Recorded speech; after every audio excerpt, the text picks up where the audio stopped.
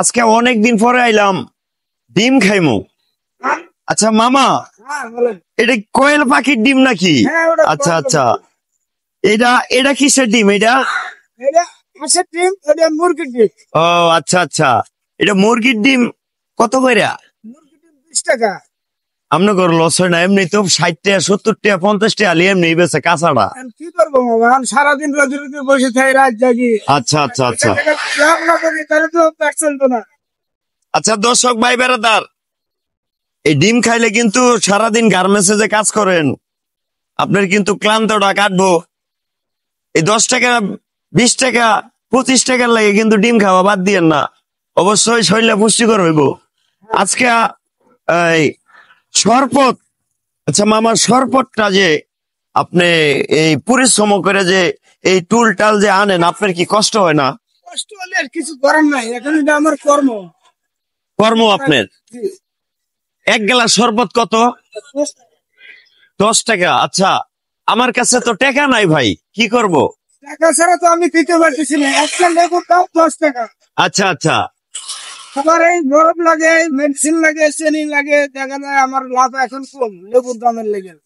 আচ্ছা দেখি ব্যবস্থা করবো মনে, আপনি এক গ্লাস শরবত আপনি দিতে পারেন? আচ্ছা ঠিক আছে, দিচ্ছি। আচ্ছা দেন, এক গ্লাস শরবত দেন।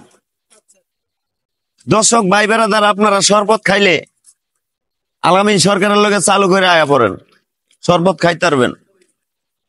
কারণ আলামিন সরকার গরিব, আপনাদেরকে দামি কিছু খাওয়াইতে পারবো না, কিন্তু এই পানি শরবত খাওয়াইতে পারবো।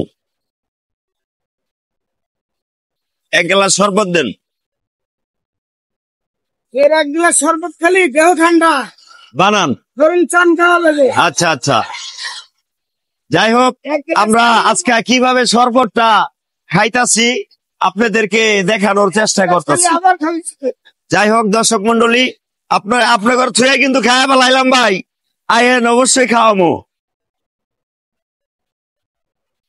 কঠিন শরবতটা ভাই, সারাদিন যে পরিশ্রম করছি কোনো কষ্টই মনে হইব না। আপনারা দর্শক এই শরবতটা যে খাইবেন অবশ্যই আপনার উপকারে লাগবে। অবশ্যই কোন জায়গায় আইবেন?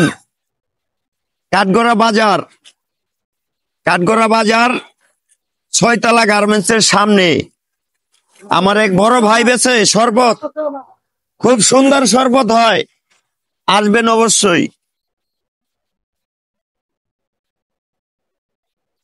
মামা তাহলে 10 টাকা কি দিতে হইব? দিলি তো একটু ভালো হয়, তাহলে তো আমার লস যাইতেছে না। আচ্ছা আচ্ছা আচ্ছা, 10 টাকা আপনি নেন। আমার কাছে আসলে টাকা আছে ভাই বেড়াদার, আমি বড় ভাইয়ের সাথে চেক করছি আসলে, যে ভাইরাসটা চেক করছি যে আসলে কি তার মন মানসিকতা কিরকম আসলে।